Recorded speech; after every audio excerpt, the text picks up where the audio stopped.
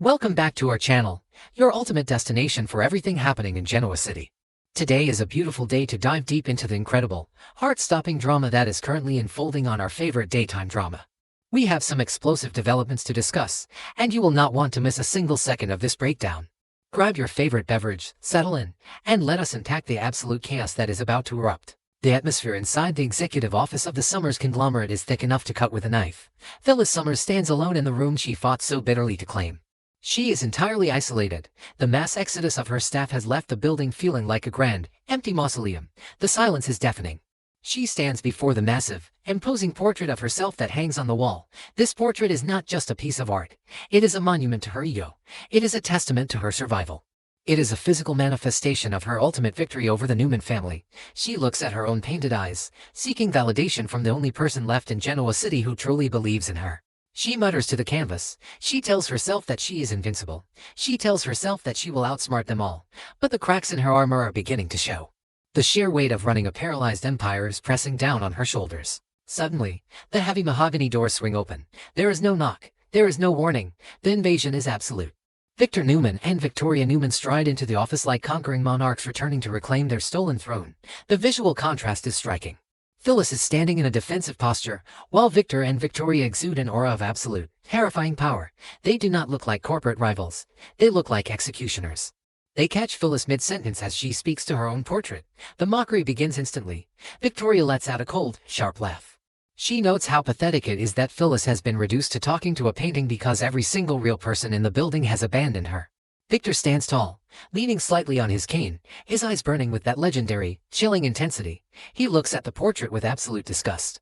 He views it as a desecration of the legacy he built with his bare hands. Phyllis feels the heat of humiliation rise in her chest. Her survival instincts kick into overdrive. She immediately goes on the offensive. She points a trembling but furious finger toward the door. She demands that they leave her property immediately. She threatens to call security. She threatens to have them physically thrown out into the street. But her words ring hollow. They both know there is no security left to call. Victor and Victoria have systematically dismantled her entire infrastructure. Victor does not even flinch at her threats. He remains perfectly still. His voice drops to that low, dangerous register that has struck terror into the hearts of businessmen for decades. He tells her to sit down. He tells her to shut up. He tells her that she is going to listen to every single word they have to say, or she will be leaving the building in handcuffs. And this is the moment I almost screamed at the screen. The sheer audacity, the absolute dominance of Victor Newman in this scene is a masterclass in psychological warfare. He is not just defeating her, he is dismantling her soul. Victoria steps forward, her heels clicking sharply against the hardwood floor. She places a sleek, black tablet onto the center of Phyllis's desk. The screen illuminates. The trap is officially sprung. Victoria taps the screen, pulling up a series of highly classified, incredibly damning documents. There are emails. There are financial transfers. There are audio recordings. They all point directly to massive, undeniable corporate fraud and illegal activities orchestrated by Phyllis. The evidence is staggering. It is comprehensive. It is a guaranteed one-way ticket to federal prison. Phyllis stares at the screen. Her eyes dart back and forth across the text. Her heart hammers against her ribs. She knows her own history. She knows she has bent the rules, but she also knows she did not write these specific emails. She did not authorize these specific transfers. Phyllis slams her hands on the desk. She looks up, her eyes blazing with defiant rage. She screams that the evidence is fake. She declares that it is a complete fabrication. And she is entirely correct. This is the terrifying brilliance of Victor Newman's new artificial intelligence program. He has weaponized cutting-edge technology to create a flawless, undeniable digital footprint of crimes that Phyllis never actually committed. The AI has perfectly mimicked her writing style. It has perfectly cloned her voice. It has generated financial trails that would fool the most seasoned forensic accountants in the country. Phyllis insists that any competent lawyer will see right through this charade. She insists that a judge will throw it out of court. Victor smiles. It is a cold, predatory smile. He steps closer to the desk. He leans in. He tells her that the truth does not matter anymore. The evidence looks real. The audio sounds real. The paper trail is completely airtight. In the eyes of the law, the artificial intelligence has created a reality that Phyllis cannot escape. But Victor is not finished. He delivers the ultimate death blow. He reminds her of the current political landscape in Genoa City. He reminds her exactly who is sitting in the district attorney's chair, Christine Blair Romalotti. The air leaves the room. The color drains from Phyllis's face. The history between Phyllis Summers and Christine Blair is one of the most violent, bitter, and enduring rivalries in the history of Genoa City. We all remember the hit and run. We all remember the stolen husbands. We all remember the decades of pure, unadulterated hatred between these two women. Victor knows this better than anyone. He knows that Christine has been waiting her entire adult life for the opportunity to lock Phyllis in a cage and throw away the key. Christine is a righteous, by-the-book prosecutor, but when it comes to Phyllis, her objectivity is compromised by years of deep, personal trauma. If Victor hands this flawless, I-generated evidence to Christine, she will not ask questions, she will not look for flaws, she will convene a grand jury before the sun sets. She will prosecute Phyllis to the absolute fullest extent of the law. Phyllis tries to catch her breath, she tries to find a loophole. She points out that the evidence alone is not enough. They need witnesses. They need people to corroborate the digital trail. Victoria laughs again. It is a cruel, mocking sound. Victoria informs Phyllis that they have already taken care of that minor detail. The department heads. The very people who just resigned from the Summers conglomerate. Victor has already approached them. He has already bought their loyalty. They are standing by, completely ready and willing to take the stand and testify under oath that Phyllis ordered them to commit corporate fraud. They will corroborate every single piece of fake evidence the AI has generated. They will commit perjury to save themselves and to secure the massive payouts Victor has promised them. Corporate loyalty is officially dead. The walls are closing in. The room suddenly feels incredibly small. Phyllis is completely surrounded. Her staff has betrayed her. The evidence is flawless. The prosecutor is her mortal enemy. There is no exit. There is no escape. The trap has snapped shut. Victor delivers his final ultimatum. His voice is devoid of any emotion. It is pure, calculated business. He demands that Phyllis sign the transfer papers. He demands that she return Newman Enterprises to its rightful owners immediately. If she signs the papers, the evidence disappears. The AI files will be deleted. The department heads will remain silent. She will lose the company, but she will keep her freedom. If she refuses to sign, the tablet goes directly to Christine Romalotti. The choice is binary.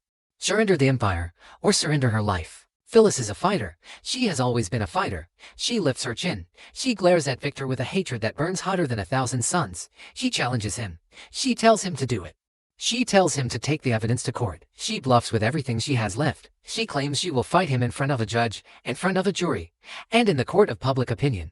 She claims she will expose his artificial intelligence program to the world and bring the entire Newman empire crashing down around him. It is a magnificent display of bravado. It is the classic Phyllis Summers fire. Victor does not blink. He does not argue. He simply checks his watch. He tells her that she has until the end of the day. The deadline is set. The clock is officially ticking. He turns his back on her, a massive display of disrespect, and walks toward the door. Victoria gives Phyllis one last, pitying look before following her father out of the office. The heavy doors click shut behind them. The silence returns. Phyllis is alone again. The bravado instantly vanishes. Her knees buckle slightly. She grabs the edge of the mahogany desk to steady herself. Her breathing becomes shallow and erratic. She looks up at the massive portrait on the wall. The painted face looks back at her, arrogant and victorious. But the real Phyllis is terrified. She mutters to the canvas. Her voice cracks. She whispers that they are in trouble. Deep, inescapable trouble. The reality of the situation is crashing down on her like a tidal wave. She is not fighting a human enemy anymore. She is fighting a machine. She is fighting an algorithm designed by a billionaire to perfectly assassinate her character and her freedom. Within moments, the doors open again. This time, it is not the enemy. It is her only remaining lifeline. Lauren Fenmore Baldwin and Michael Baldwin rush into the office. The energy in the room shifts from predatory to desperate. Lauren looks at her best friend and immediately sees the terror in her eyes. Lauren rushes to her side, asking what happened. Phyllis cannot even speak. She simply points a trembling finger at the black tablet sitting on the desk. Michael steps forward. He is not just Phyllis's best friend. He is one of the most brilliant legal minds in the state. He picks up the tablet.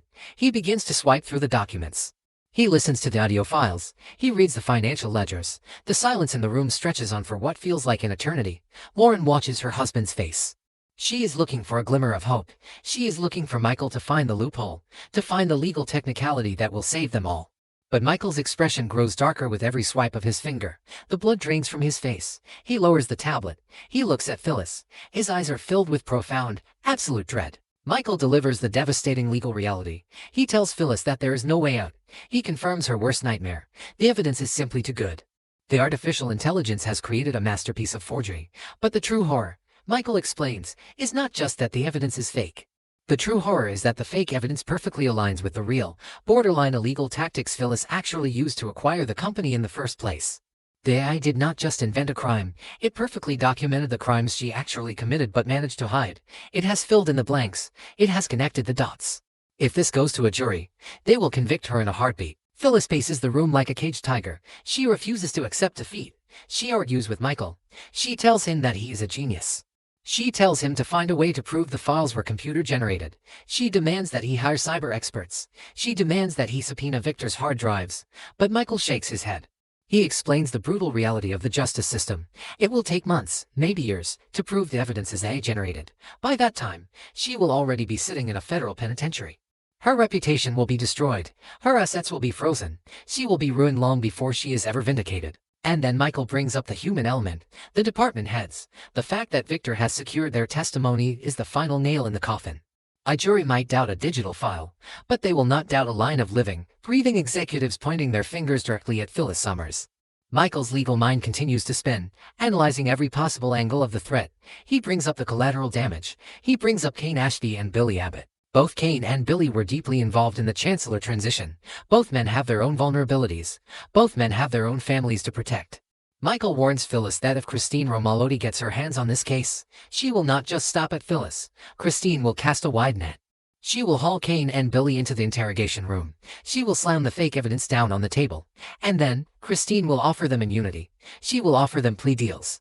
She will tell them that if they testify against Phyllis, they can walk away clean. Michael looks Phyllis dead in the eye. He asks her a brutal question. Does she really believe that Billy Abbott, a man whose primary loyalty is to his own survival and his children, will go to federal prison to protect her? Does she really believe that Kane Ashby, a man desperately trying to rebuild his life and his relationship with Lily, will throw himself on a grenade for Phyllis Summers? The answer is obvious. They will flip. They will turn on her faster than a strike of lightning. They will take the immunity deals, and they will bury her to save themselves. The reality of the situation is absolute. Michael steps closer to Phyllis. He takes her hands. He speaks to her not as a lawyer, but as a friend who loves her deeply. He begs her to surrender. He begs her to sign the papers. He tells her that Newman Enterprises is not worth her life. He tells her that a corporate empire is not worth spending the next 20 years in a concrete cell. He pleads with her to think about her children, Summer, Daniel. He asks her how they will feel visiting their mother behind bulletproof glass. He urges her to swallow her pride, sign the transfer documents, and live to fight another day. Lauren is in tears. She stands beside her husband, echoing his pleas. She holds Phyllis's arm. She tells her that they can start over. She tells her that they have built companies before, and they can build them again. She begs her best friend not to throw her life away on a suicide mission against Victor Newman. The emotional weight in the room is crushing. Phyllis is surrounded by the only two people in the world who genuinely care about her, and they are both telling her that the war is over. She has lost. But Phyllis is paralyzed by her own pride. Surrendering to Victor Newman is a fate worse than death in her mind. Signing those papers means admitting defeat. It means letting Victor win. It means acknowledging that she was never truly strong enough to hold the empire she stole. She pulls her hands away from Michael. She turns her back on them. She stares up at the portrait again. She refuses to give an answer. She is trapped in a prison of her own making, caught between the terrifying reality of federal incarceration and the agonizing humiliation of total surrender. The clock is ticking down to the end of the day, and Phyllis Summers is standing on the edge of the abyss. Meanwhile, miles away from the suffocating tension of the city, the atmosphere at the Newman Ranch is entirely different. The fire is crackling in the massive stone fireplace. The aesthetic is warm, rustic, and incredibly wealthy. Victor and Victoria have returned to their fortress. They are debriefing the assassination they just carried out in Phyllis's office. Victoria pours herself a drink. She walks over to the window, looking out over the sprawling estate. She is feeling a strange, fleeting mixture of emotions. Victoria is a ruthless businesswoman. She is her father's daughter in every sense of the word. She fully supported the AI blackmail plot. She fully supported buying out the department heads. She wants Newman Enterprises back under family control at absolutely any cost. But as she sips her drink, a tiny, almost imperceptible sliver of humanity breaches her cold exterior.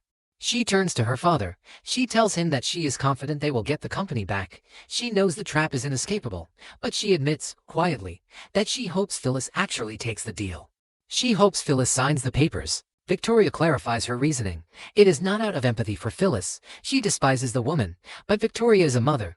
She thinks about Summer. She thinks about Daniel. She knows the profound, generational trauma that occurs when a parent is sent to prison. She has lived through the chaos of her own father's legal battles. She tells Victor that for the sake of Phyllis's children, she hopes the woman has the basic maternal instinct to surrender rather than force a highly publicized, devastating criminal trial that will destroy her family. Victor sits in his heavy leather chair. He rests his hands on his cane. He stares into the dancing flames of the fireplace. His face is carved from stone. There is no empathy in his eyes. There is no mercy in his heart. He listens to his daughter's concerns, but they do not move him. Victor has been engaged in a blood feud with Phyllis Summers for decades. She has threatened his family. She has stolen his legacy. She has challenged his absolute authority. In Victor's mind, she has crossed lines that can never be uncrossed. Victor looks up at Victoria. His voice is chillingly calm. He tells his daughter that he does not care about Phyllis's children. He tells her that Phyllis brought this entirely upon herself through her own greed and her own arrogance. He states, with absolute, terrifying clarity, that he does not mind in the slightest if Phyllis ends up in a federal penitentiary. In fact, a part of him welcomes it. If she signs the papers, he gets his company back. But if she refuses, if she forces his hand and he sends her to prison, he gets something even better.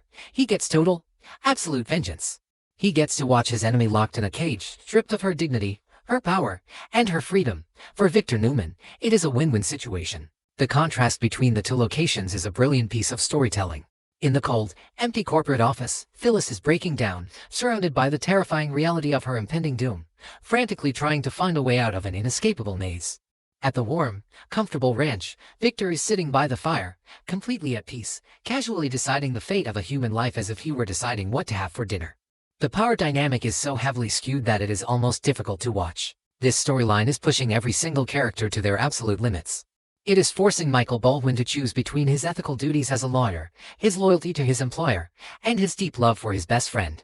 It is forcing Lauren to watch her closest confidant walk toward a cliff.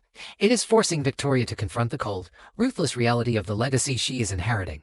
And it is forcing Phyllis Summers to make the most impossible choice of her entire life. The use of artificial intelligence in this plot is a terrifying reflection of the modern world. It elevates Victor Newman's manipulative capabilities to a godlike level. He no longer has to rely on shady informants or physical evidence. He can simply generate his own reality. He can write the history he wants the world to see. It makes him an almost unbeatable antagonist. How do you fight a man who can digitally fabricate your guilt with the push of a button? How do you defend yourself against a machine that perfectly mimics your voice and your writing? As the sun begins to set over Genoa City, the deadline is rapidly approaching. The end of the day is mere hours away. Phyllis remains in her office, then signed transfer papers sitting next to the tablet containing her digital execution. She is staring into the abyss. Will her pride be her ultimate undoing? Will she foolishly challenge Victor and end up wearing a prison jumpsuit? Or will she finally break? Will she swallow her massive ego, pick up the pen, and sign away the empire she sacrificed everything to build? What would you do if you were staring down the barrel of Victor Newman's ultimate weapon?